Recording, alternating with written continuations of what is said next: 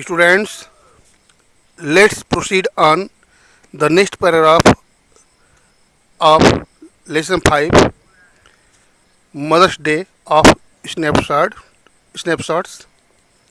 Paragraph 20. Let's see its reading.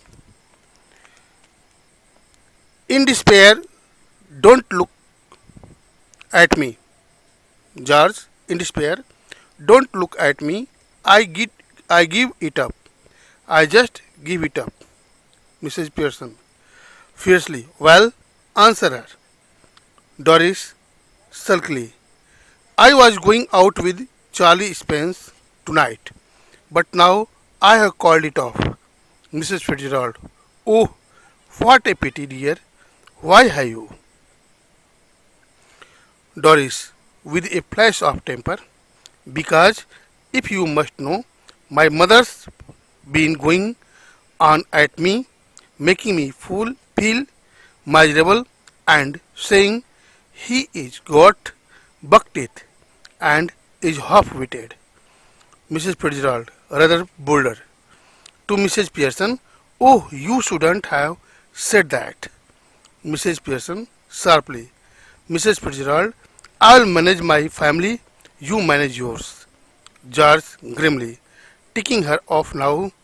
Are you any?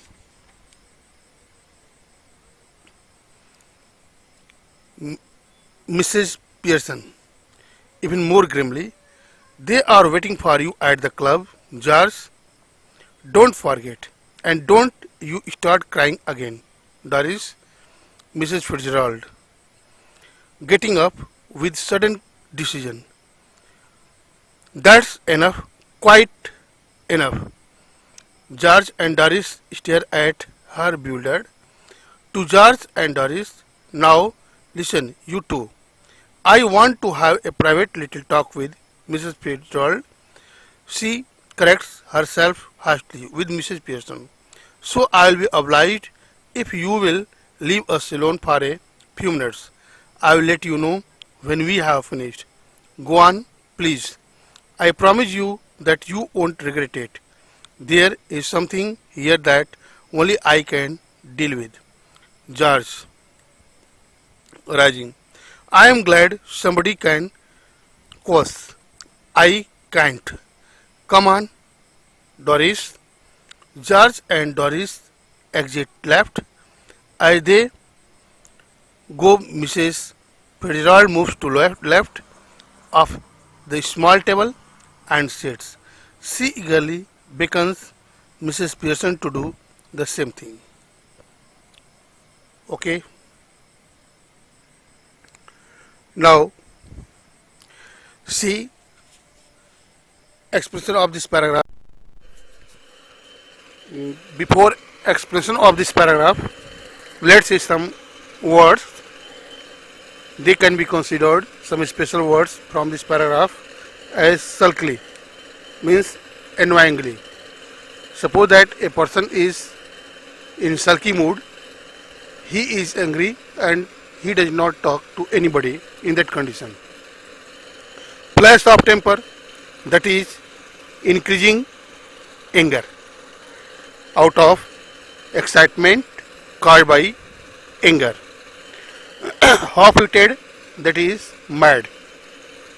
Regret, to lament over or to expiate over something. This takes place when we have lost some valuable things of which we think we cannot have compensation of it. Then that is called regretting. Means we become sad again and again for those things, that is regret. In English, other words, to lament over or to have expression of something. Bewildered, that is surprised.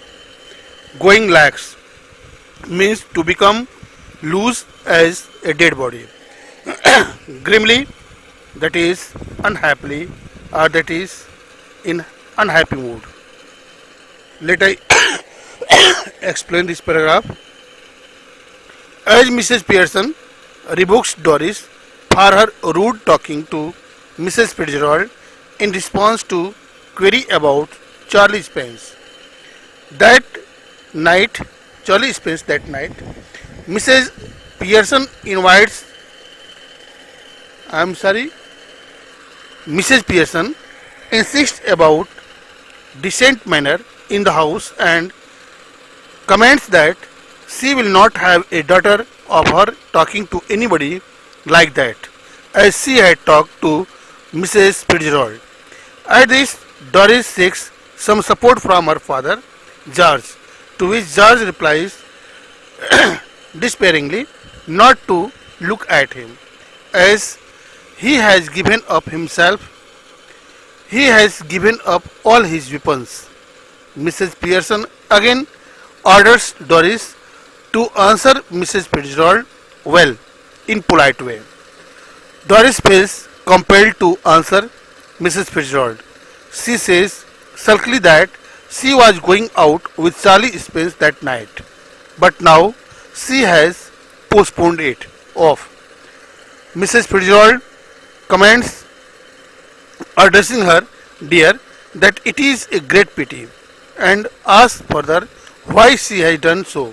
That is, why Doris has cancelled the program of going out with Charlie Spence. Doris, with a sudden fit of anger, replies, because if it is compulsory to know for you, then listen. Her mother has been running for, that is, going on her whole day, making her feel miserable, and also by saying he, that is Charlie Spence, buck-teeth and half-witted. Mrs. Fitzgerald, of course, bolder, to Mrs. Pearson, exclaims that she should not have said so. Mrs. Pearson replies Mrs. Fitzgerald severely that Mrs. Fitzgerald, I will manage my family. You manage yours. Yours. George inspires Mrs. Pearson strongly to tell Mrs. Fitzgerald to go up from their house. At this, Mrs. Pearson becomes more annoyed at George and says that they are waiting for him at the club. She also warns him not to forget it again. She warns him not to cry again as Doris. Mrs. Fitzgerald gets up with sudden decision and speaks out, that's enough, quite enough. George and Doris looks at Mrs. Fitzgerald surprisingly. Mrs. Fitzgerald suggests George and Doris to listen her. Both she tells them that she wants to have a private little talk with Mrs. Fitzgerald.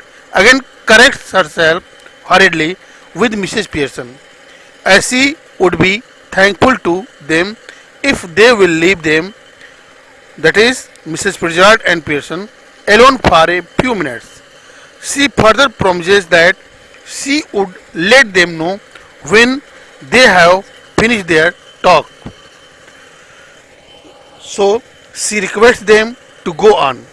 She promises that they would not regret for leaving the spot for a while. Mrs. Fitzgerald tells him that there is something there that she could deal with. George rises from his place and comments that I am glad that there is somebody who can deal the things with. He comments that he can deal the situation, so he commands Doris to come on. George and Doris exit from the left. Mrs. Fitzgerald moves to the left of the small table and sits. She eagerly indicates Mrs. Pearson to do the same thing as she did earlier. Students, let's proceed on the next paragraph of this lesson. Mother's Day, paragraph 21. Let's see its reading. Mrs. Fitzgerald. Mrs. Fitzgerald, we must change back now. We really must. Mrs. Pearson. Rising. Why? Mrs. Fitzgerald. Because this has gone far enough. I can see They are all miserable, and I can't bear it. Mrs. Pearson, a bit more of the same would do them good, making a great difference already. She moves to right of the table and sits. Mrs. Fitzgerald, no, I can't stand any more of it. I really can't. We must change back. Hurry up, please, Mrs. Fitzgerald. Mrs. Pearson, well, if you insist. Mrs. Fitzgerald, yes, I do, please, please. She stretches her hands across the table eagerly. Mrs. Pearson takes taken them. Mrs. Pearson, quiet now, relax. Mrs. Pearson and Mrs. Fitzgerald stare at each other, muttering exactly as before. Aristadum, Aristalum, Aristalum dum bona. They carry out the same action as before, going lax and then coming to life. But this time, of course, they become their proper personalities. Mrs. Fitzgerald, oh well, I enjoyed that. Mrs. Pearson, I didn't. Mrs. Fitzgerald, well, you ought to have done. Now listen, Mrs. Pearson, don't go soft on them again, else it will all have been wasted. Mrs. Pearson, I will try not to. Mrs. Fitzgerald, I will try not to. Mrs. Fitzgerald, they have not had as long as I would like to have given them. Another hour or two rough treatment might have made it certain. Mrs. Pearson, I am sure they will do better now, though I don't know how. I am going to explain. Mrs. Fitzgerald, severely, don't you start any explaining, apologizing, or you are done for. Mrs. Pearson, with spirit, it's all right for you, Mrs. Fitzgerald. After all, they aren't your husband and children. Mrs. Fitzgerald, impressively. Now you listen to me. You admitted yourself you were spoiling them, and they didn't appreciate you. Any apologies, any explanations, and you will be straight back where you are. I am warning you, dear. Just give them a look, a tone of voice, now and again, to suggest you might be tough with them if you wanted to be, and ought to work. Anyhow, we can test it. How?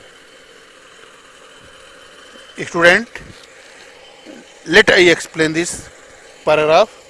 See some words related to it. Exactly same as. Exactly means in the same way. Muttering, speaking very slowly in unhearable voice. Speak in unaudible voice, in very slow voice, that is muttering. A bit more, that is a little more. Stretches means that is extends out. That is extends out. Any explanation, that is any detail of doing not something. Spoiling them, making them wrong, destroying them. Tough, that is hard to crack. Let us explain. See its explanation. As a real Mrs. Pearson engaged to new Mrs. Pearson to do the same thing as she did earlier, to change their personalities. New Mrs. Fitzgerald tells Mrs. Pearson, Mrs. Fitzgerald, we must change back our personalities to our real one. Mrs. Pearson rises up and asks why.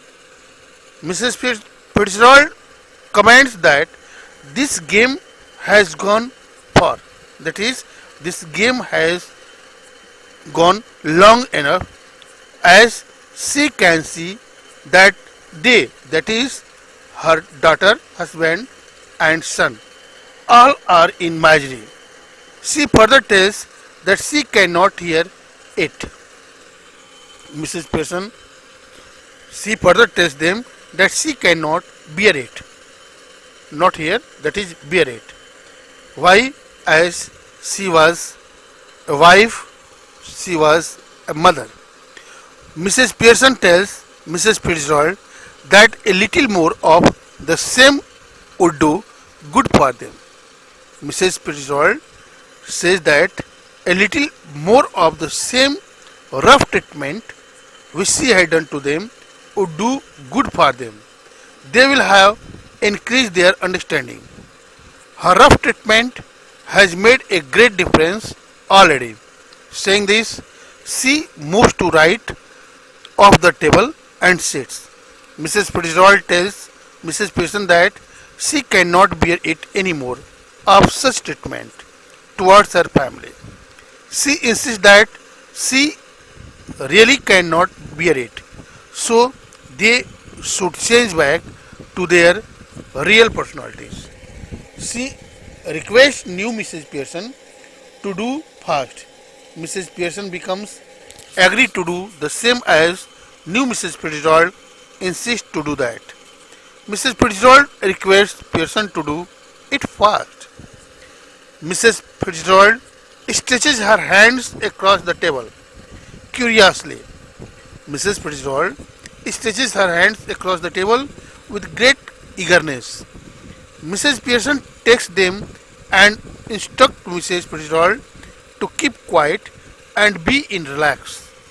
Now Mrs. Pearson and Mrs. Fitzgerald look at each other, whispering as well as muttering the illusionistic formula, the formula related to necromancy, exactly as the same way which they did before, as Aristadum, Aristalum, Aristadum, Lumdum, Bona.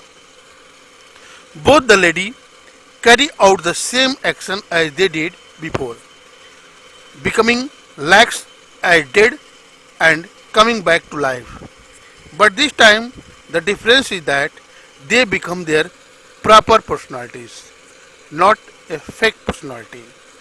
Mrs. Fitzgerald tells Mrs. Pearson that she enjoyed the fake role of Mrs. Pearson. Mrs. Pearson tells her that she did not. Mrs. Fitzgerald advises Mrs. Pearson, "You ought to have done this task earlier." She advises that you ought to have done this task earlier. Now listen, Mrs. Pearson, not to go soft again, not to go soft towards them, that is towards your family member again, otherwise all this effort will go for wasted. Mrs. Pearson tells Mrs. Fitzgerald that she will try not to become so soft again. Mrs. Fitzgerald tells Mrs. Pearson that she could not give them proper rough treatment as much as she wanted to give them. If she might have given them 1 or 2 hour more rough treatment, that treatment might have made them certainly good person. It says, "Oh, Mrs. Fitzgerald, now who is in her real personality?" Mrs. Pearson tells her she is sure they will do better, though I don't know how I am going to explain them. Mrs. Fitzgerald tells Mrs. Pearson surely not to start giving explanation or start asking for excuse or pardon from them. Otherwise, you, that is Mrs. Pearson, will be fit for nothing. See, Mrs. Fitzgerald warns Mrs. Pearson strongly, very severely, not to start giving explanation or asking for excuse from them. Otherwise, she will be fit for nothing. Everything will exert bad effect on her.